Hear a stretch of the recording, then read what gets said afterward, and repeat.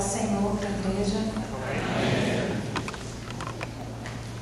Para mim é uma surpresa quando meu pai falou comigo, mas eu estou muito feliz de estar aqui, poder compartilhar um pouco daquilo que Deus tem falado comigo e espero que fale com os irmãos também, como esse hino que nós cantamos, né? Ele fala conosco, basta a gente querer ouvir, né? A sua voz, ele fala nas menores circunstâncias, a gente pode escutar a voz de Deus. Vamos fazer mais uma oração? Senhor meu Deus, Pai amado, estamos aqui reunidos, Senhor, nesse propósito, ó Pai, desses 12 dias. E o Senhor tem falado conosco, ó Pai, todos os dias aqui, Deus, através das músicas, através da Tua Palavra, pelas pessoas, pela comunhão que nós temos. E eu te peço, ó Pai, que o Senhor use a minha vida, que assim como essa palavra, Pai, falou tão profundamente ao meu coração, que eu possa falar com cada um aqui. Que a mente de todos aqui estejam cativas ao Senhor e que o Espírito Santo, que habita em cada um de nós, possa falar aos nossos corações. Em nome de Jesus. Amém. O tema que eu vou estar falando é Vivendo com Prudência. E eu gostaria que os irmãos abrissem as Bíblias em Mateus, capítulo 7. Na hora. Quem não trouxe pode acompanhar aqui no Data Show. Versículos 24 a 27. Mateus 7, de 24 a 27.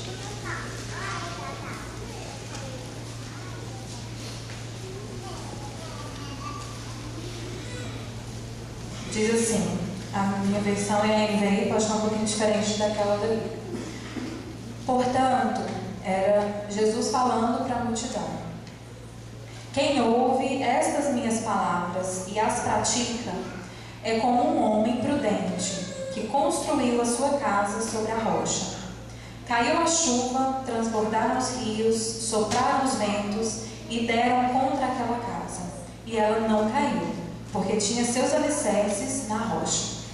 Mas quem ouve estas minhas palavras e não as pratica é como um insensato que construiu a sua casa sobre a areia. Caiu a chuva, transbordaram os rios, sopraram os ventos e deram contra aquela casa, e ela caiu, e foi grande a sua queda. Amém. Esse texto, irmãos, foi uma parábola que Jesus contou àquela multidão, né, e que ela é bem contextualizada e atual para os nossos dias.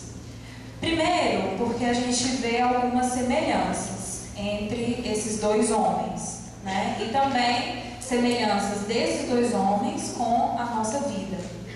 A primeira coisa é que o texto diz que os dois homens construíram uma casa, né? Aí, me ajuda aí. O texto diz que os dois homens construíram uma casa, né? Cada um construiu a sua. Tá? As duas fotos, o professor gosta, né, de visualizar, né, dar uma ilustração. Então, tá ali duas casas, né? Então, o que seria essa casa? Essa casa é o quê? É a vida, né? Os dois tinham suas casas e a gente também está construindo a nossa casa dia após dia. A gente faz o que nesse mundo? A gente vive, né? A gente tem uma vida. Nós temos compromissos, nós temos trabalho, família, amigos, igreja, né? Nós temos todo um contexto, né, social que nos envolve. Nós temos a nossa própria, né, vida conosco mesmo. Então, a gente está o tempo todo construindo a nossa casa, né? Era isso que Jesus estava falando. Cada um construiu a sua casa. E nós também estamos construindo a nossa casa. Estamos vivendo neste mundo. Né? Então, alguns constroem umas casas, né, maiores, mais bonitas, né, aquela outra que está muito colorida, né? Outros casas mais simples, mas o que importa é o quê? Que todos constroem, certo? E aí, a gente pensa, então, o que seria de diferente na casa da amarelinha e a casa branquinha. Visualmente, elas têm diferença? De falar assim, nossa, uma vai cair e a outra vai ficar em pé. Tem como falar isso? Não.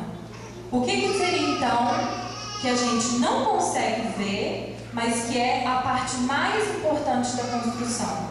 É o alicerce, né? Ali é o alicerce. Uma está sobre a rocha, a outra está sobre a areia. Olhando de fora, a gente não vê diferença.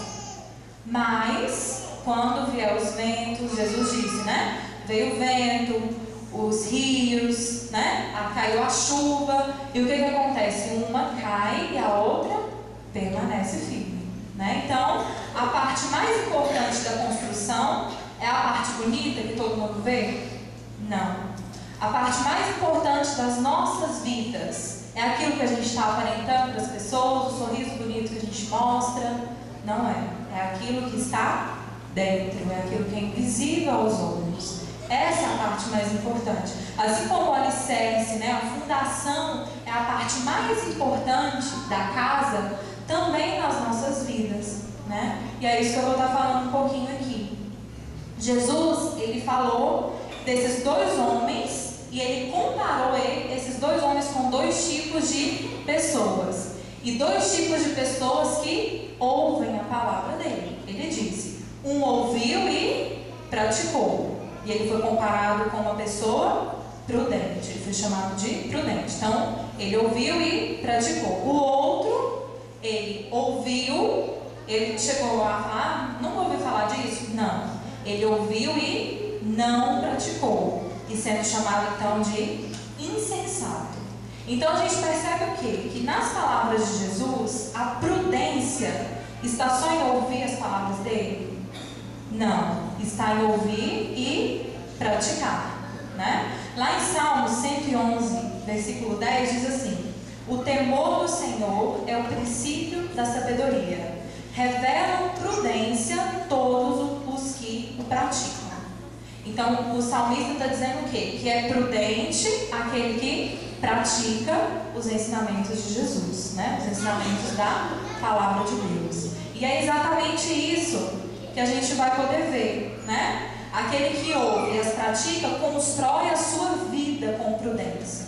Quem escuta a palavra do Senhor e pratica o que ele disse, né? Quem vive segundo os ensinamentos de Jesus, tem prudência na vida, tem sensatez, vive com o quê? Com discernimento das coisas dessa vida. Não está aqui simplesmente para viver, né? Para ser feliz, né? Muita gente fala, estou nesse mundo para ser feliz, né? Quem escuta e pratica a palavra de Deus não está nesse mundo para ser feliz. Ele tem um propósito maior, né? Então, como que seria a gente construir a nossa vida com prudência? Eu vou estar falando sobre dois aspectos. O primeiro é ter discernimento do propósito de Deus. Que é isso, né? Todos nós viemos a este mundo com um propósito. Não é por acaso, né? Que cada um veio a este mundo. Que cada um nasceu na família que nasceu, do jeito que nasceu, com as pessoas que tem ao seu redor. Isso não é por acaso.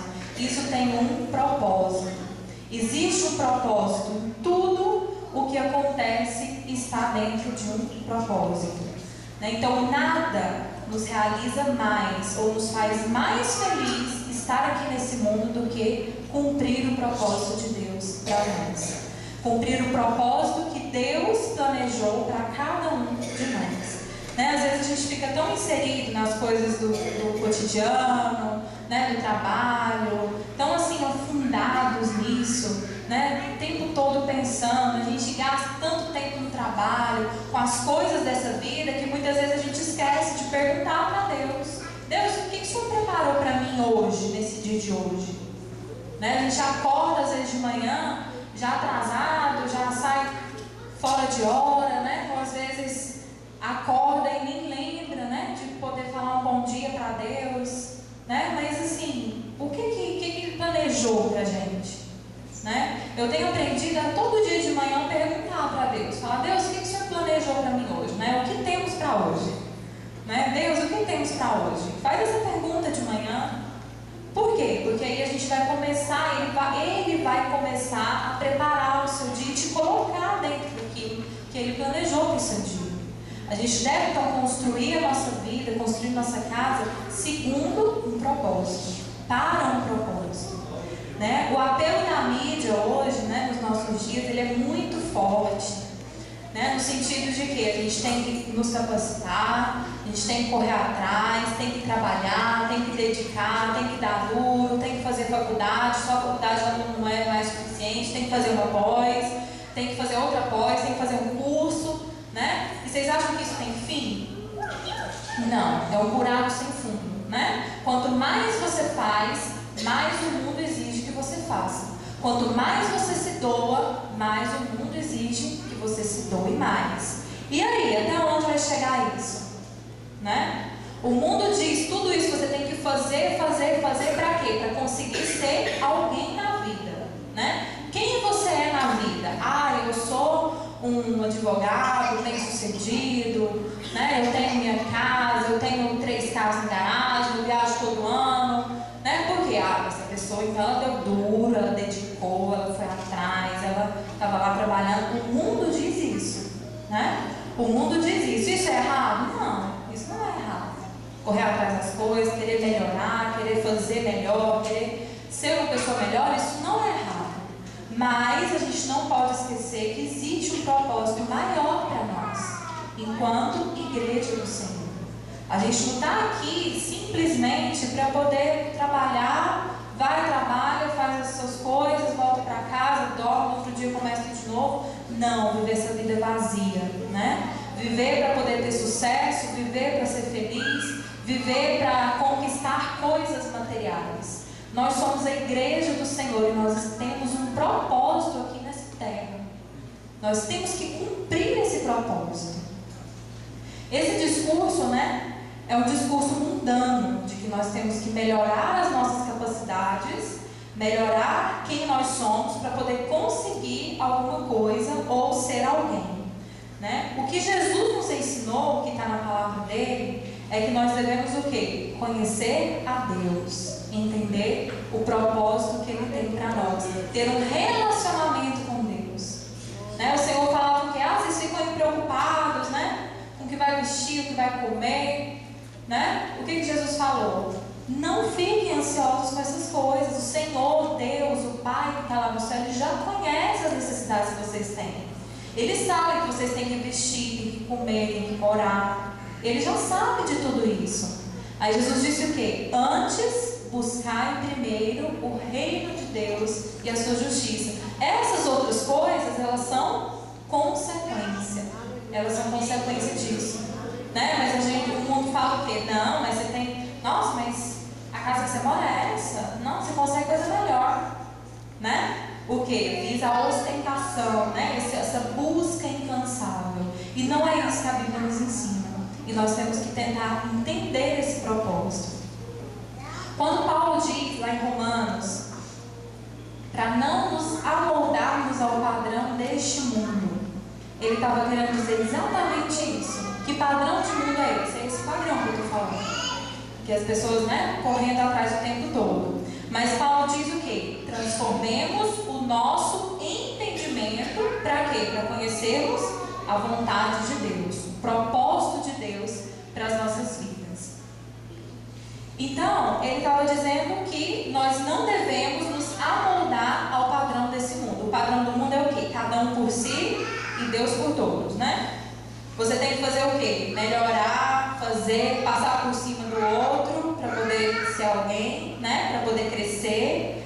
E a gente, muitas vezes, se contamina com isso. Eu me contamino com isso. Eu falo isso porque é muito sedutor o mundo, né? Você está ali inserido, aí você, nossa, mas fulano fez mais do que eu tenho que melhorar nisso, eu tenho que fazer melhor do que ele. Não, mas se eu der uma mentirinha aqui, eu vou conseguir aquela promoção que eu tanto almejo, que eu tanto quero, né? Paulo disse o quê? Transformem o vosso entendimento.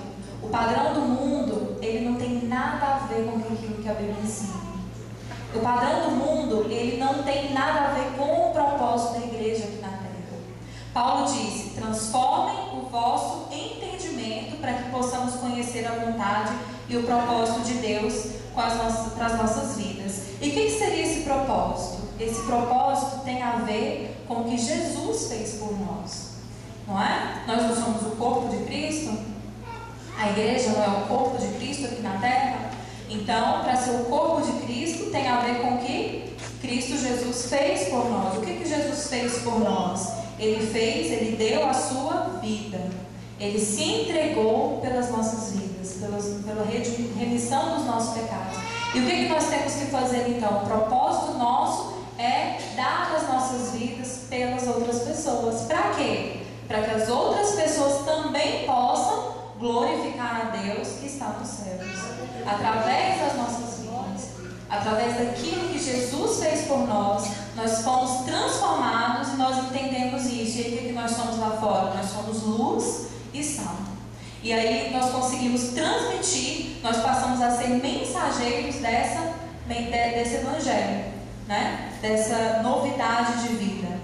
Então, irmãos, vamos construir nossas casas, né? Nossa vida, tendo isso em mente. Vamos trabalhar, ter amigos, né? Ter família, ter pessoas ao nosso redor, frequentar a igreja, cuidar uns dos outros. Mas nós temos que saber a todo momento que as pessoas que estão do nosso lado, elas precisam ver essa luz resplandecendo. Elas precisam ver alguma coisa de diferente nas nossas vidas. Elas precisam reconhecer Cristo em nós, né? O mundo, ele é sedento pela redenção. As pessoas, elas buscam, elas têm essa vida louca, mas isso é para quê? Para tentar preencher o que falta. E nós sabemos o que falta é Deus, o que falta é essa mensagem.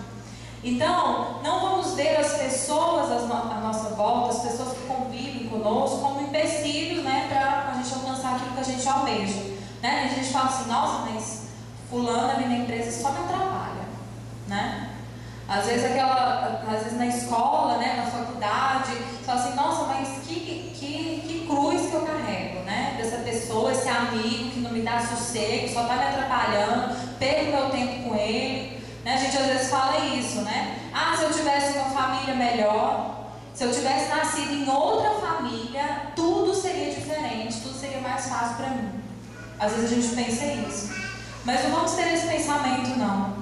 Vamos mudar o nosso entendimento e começar a perceber que as pessoas que estão à nossa volta, elas foram colocadas por Deus para que a gente faça a diferença na vida delas. Não vamos esperar que as coisas tudo seja conforme aquilo que a gente quer, no nosso egoísmo, para satisfazer os nossos desejos. Mas vamos começar a entender que nós somos luz e Deus colocou aquelas pessoas ao nosso redor para a gente poder mostrar o amor dele para elas. Vamos pensar em como que a gente pode ser melhor, né? Ah, como que eu vou ser um amigo melhor? Né? Às vezes eu sou tão chata. Como é que eu posso melhorar um pouco, né? Melhorar para as pessoas que estão ao meu redor. Como que eu posso ser uma filha melhor? Como que aqueles que são pais podem ser pais melhores para seus filhos, né? Vamos começar a olhar dessa forma, renovar o nosso entendimento, mudar a maneira de pensar, para que assim a gente possa perceber o plano que Deus tem, o propósito que Ele tem para cada um de nós. Vamos pensar então em cumprir, né, essa missão que nós temos nesse mundo, que é de abençoar as pessoas, né? E isso traz muito maior alegria para nós e paz e felicidade de verdade, né? Então assim, qual que seria uma alegria maior? Seria satisfazer meus desejos, lutar pelos meus sonhos terrenos? Isso traz alegria? Traz, mas é uma alegria momentânea. Não é aquela alegria que preenche, né? Você passa, por exemplo, quando sai o resultado de um concurso que você foi aprovar, você fica feliz? Nossa, demais, né? Dá uma festa, todo mundo te parabeniza, você fica assim, sorrindo, e aí depois você começa a trabalhar e você, nossa, tipo, nem é assim, né? Aí vem o cansaço, vem as dificuldades, vem as coisas, aquela alegria foi o quê? Foi momentânea, foi passageiro. A alegria desse mundo, ela é muito passageira. O que traz alegria de verdade para nós é cumprir o propósito que Deus confiou a mim e a você. Paulo, ele foi um homem que entendeu perfeitamente isso. Eu estava, até meu pai comentou comigo esses dias esse texto, quando ele estava quase para ser preso. E a igreja não queria que ele fosse para Jerusalém, né? Estava preocupada com o que pudesse acontecer. E o que foi que ele disse? Lá em Atos 20, 24 diz assim, ele dizendo: Todavia, eu não me importo, nem considero a minha vida de valor algum para mim mesmo. Se tão somente puder terminar a corrida e completar o ministério que o Senhor Jesus me confiou, de testemunhar do Evangelho da graça de Deus. Paulo entendeu tão bem esse propósito pelo qual ele veio a esse mundo, que ele não tinha amor nenhum pela sua vida aqui na terra. Ele falava que o viver é Cristo e o morrer é lucro, né? Por quê? Porque pelo menos eu fico livre da corrupção dessa carne. Então Paulo, ele entendeu perfeitamente esse propósito. Ele não tinha prazer nessa vida passageira. Ele sabia que a vida aqui no mundo era passageira, então ele não se apegava a isso. Ele sabia que nada se leva daqui para a eternidade. Ele conseguia dar valor àquilo que é eterno, que é o amor, a justiça, a salvação das pessoas, né? Quando ele estava lá com a igreja, lá em Atos 20, depois se quiser ler em casa, ele fala assim: não, mas vamos, eu não quero ir para Éfeso não, porque lá o povo já está salvo. Vamos para outro lugar, que enquanto eu estou aqui, eu quero cumprir o propósito do Senhor para mim. Vamos para outro lugar, que não tem tanto crente, né? E aí às vezes a gente pega, quando a gente vai olhar a vida de Paulo, a gente vê um grande exemplo, né, de pessoa que pregava o Evangelho, que não tinha preguiça nenhuma de poder sair para transmitir as boas novas para as pessoas, né? Então a gente tem que pegar isso como lição. A maior alegria, então, que uma pessoa pode experimentar nesse mundo é cumprir o ministério e completar a carreira que o Senhor deu para cada um de nós. E não é ter a nossa própria vida, essa vida mundana, como preciosa. Eu me lembro de quando eu participei de um summit, que eu vi um testemunho de uma mulher que, uma jovem, ela devia ter a minha idade, e ela morava em Nova York, nos Estados Unidos, e era uma advogada, trabalhava numa das avenidas mais movimentadas, um dos prédios mais luxuosos. E ela era evangélica, frequentava a igreja, tinha aquela vidinha assim normal, né? Era casada. E aí ela soube que numa cidade no Texas tinha um presídio lá que tinha muita incidência de presos que eram soltos, mas eles não conseguiam emprego e passava pouco tempo eles voltavam para a prisão, porque eles voltavam a roubar, voltavam a matar. Então assim, a incidência, a reincidência, né, de presos naquele presídio era a maior dos Estados Unidos. E aí ela falou assim: eu vou para lá ajudar. E ela assim, já tinha feito cursos, ela era muito bem engajada na área empresarial, administrativa. Então ela falou: não, vou para lá. E aí ela chegou lá com o marido. Quando chegou a mudança dela, passou 3 dias, ela foi assaltada, roubaram tudo dela, toda a mudança dela foi toda roubada. Ela começou do zero a vida dela e começou a dar cursos. Ela se inscreveu no programa lá da prefeitura e começou a dar cursos de como administrar sua própria empresa, como ter seu próprio negócio dentro do presídio para aquelas pessoas. E com isso ela falava do amor de Deus para eles. E aí foi assim, notório que depois de um ano, aquela realidade naquela cidade tinha mudado completamente. E assim, não tinha mais aquela recidiva alta, né, incidência de presos. Eles estavam assim, construindo seus negócios, estavam sendo empregados, estavam assim, conseguindo as coisas na vida. E um deles foi para uma igreja evangélica, já tinha sido consagrado a pastor. Ele estava assim, então as pessoas estavam, ela mudou a realidade daquela cidade. E aí na entrevista, a pessoa que estava entrevistando ela perguntou, falou assim: mas você assim, tinha uma vida tão bem sucedida, né, lá em Nova York, era tão engajada, então assim, você não acha, você não se arrepende não de ter vindo pra cá? Olha só, quem você é hoje? Ganha tipo 1/3 do que ganhava e não tem aquela pompa toda, né, aquele prestígio todo que ela tinha. Ela virou pra ele, eu nunca esqueci disso. Esse testemunho tocou muito meu coração pela frase que ela disse. Ela disse assim: eu não troco a minha vida que eu tenho hoje pela vida que eu tinha antes, porque eu sei hoje, eu tenho plena convicção de que eu estou cumprindo o propósito pelo qual eu vim a este mundo. Aquilo tocou tanto em mim, sabe, que eu comecei a pensar assim: gente, será que eu estou cumprindo o que Deus tem para mim? Será que eu vou saber o que é esse propósito? Sabe? Isso serve, irmãos, de exemplo para nós, sabe, de testemunho para nós, para a gente poder questionar o Senhor, saber dele. Eu estou cumprindo, Senhor, eu quero estar no teu propósito, eu quero cumprir aquilo que o Senhor me chamou. Lá no seu trabalho, lá na sua empresa, lá no seu escritório, no seu consultório, onde você trabalha, não é à toa que você está ali. Ali mesmo você pode construir, você pode cumprir o propósito que o Senhor tem para a sua vida.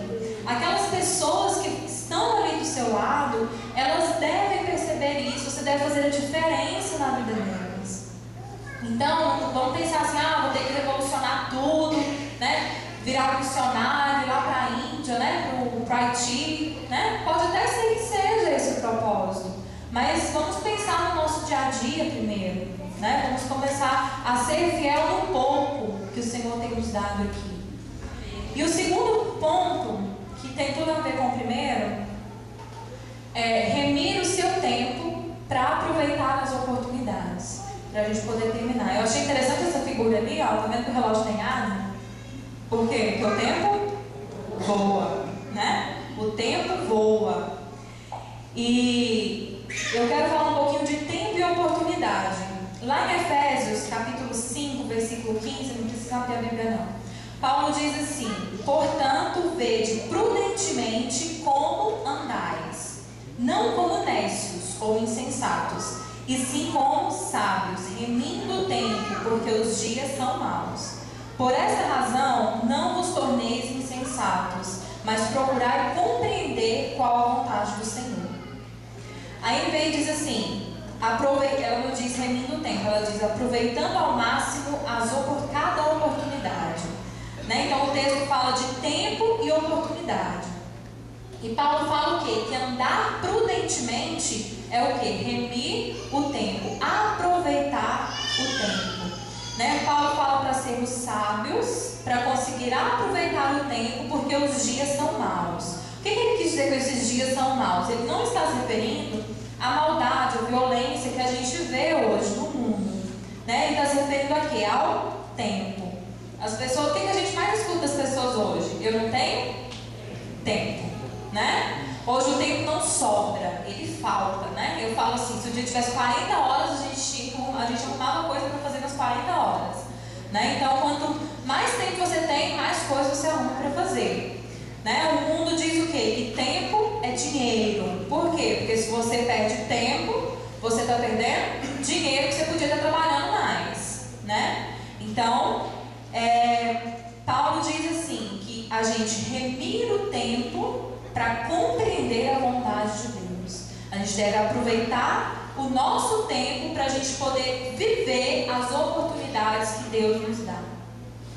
Oportunidade de quê? Oportunidade de estar com as pessoas, oportunidade de ter comunhão, oportunidade de vir à casa dele, de ouvir a palavra, oportunidade de ter o nosso quarto, porta fechada, né? O nosso momento com ele, oportunidade de podermos aproveitar a nossa família, estarmos juntos, né? Por quê? Porque os dias são maus, o tempo ele voa, ele não espera ninguém, né? Então, se a gente não souber aproveitar isso, a gente vai perder as oportunidades que Deus tem nos dado.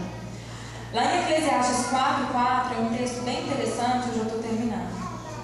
Diz assim, o pregador dizendo, né? Descobri que todo trabalho e toda realização surgem da competição que existe entre as pessoas. Tem uma outra versão que fala da inveja que existe com o seu próximo. Mas isso também é absurdo, é como correr atrás do vento, né? Então ele está dizendo o quê? Que essa correria toda, né? Corre daqui, faz isso, faz aquilo, é o quê? É como correr atrás do vento, é sem propósito, né? Se a gente for correr atrás do vento, a gente chega a algum lugar? Não, por quê? Porque uma hora ele está para cá, uma hora ele está para lá, né? Uma hora ele está para um lado, outra hora ele está para o outro. Então essa comparação, ela é bem oportuna, né? Então correr atrás do vento seria o quê? Viver sem propósito. O texto continua dizendo assim: melhor é ter um punhado com tranquilidade do que 2 punhados à custa de muito esforço e de correr atrás do vento. Havia um homem totalmente solitário, não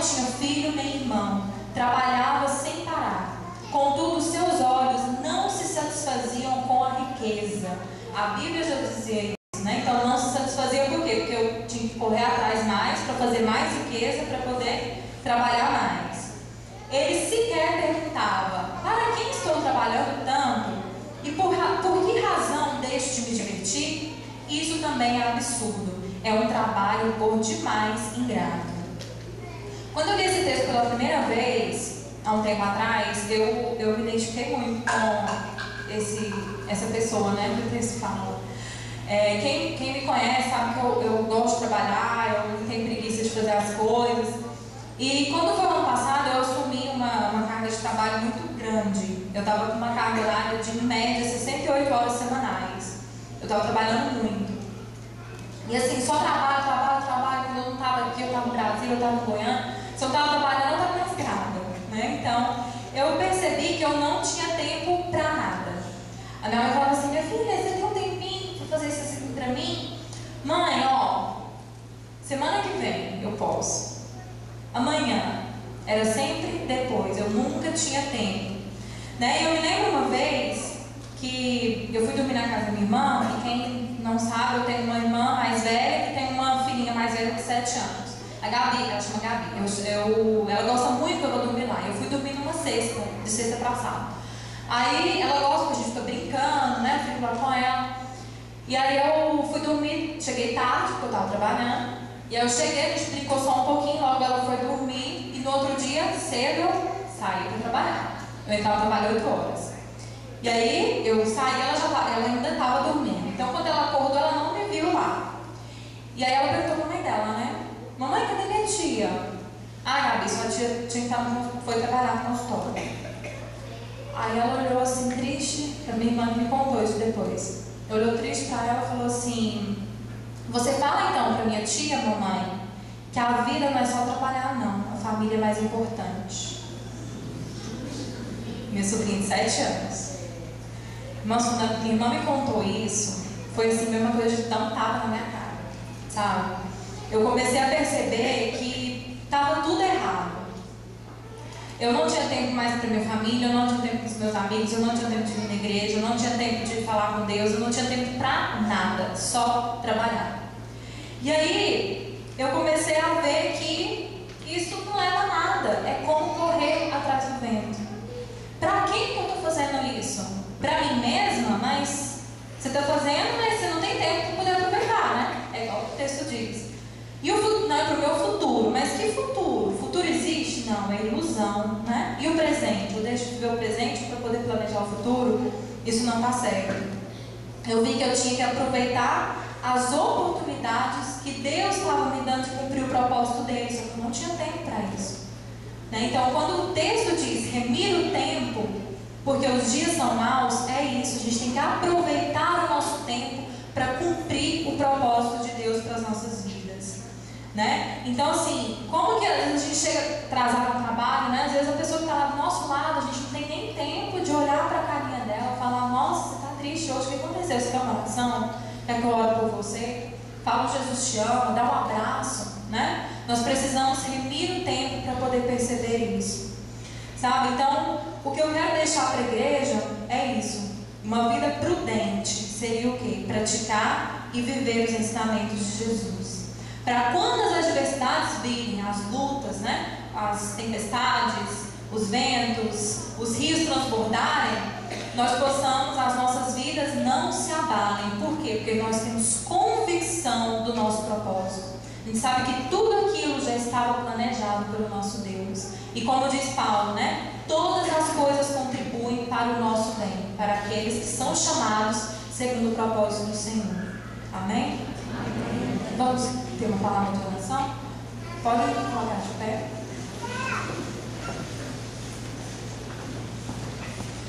Senhor Deus, Pai amado, eu quero, a Deus, colocar a vida de cada um aqui na Tua presença. Pai, que o Senhor possa, Teu Espírito Santo, Pai, possa estar ministrando aos nossos corações. Pai, que nós possamos entender, ó Deus, o Teu propósito, ó Pai, para as nossas vidas, o propósito pelo qual o Senhor nos chamou, o propósito pelo qual nós viemos a este mundo. Que o Senhor, ó Pai, nos dê sabedoria, Deus, para remir o nosso tempo, para a gente não perder, ó Pai, as oportunidades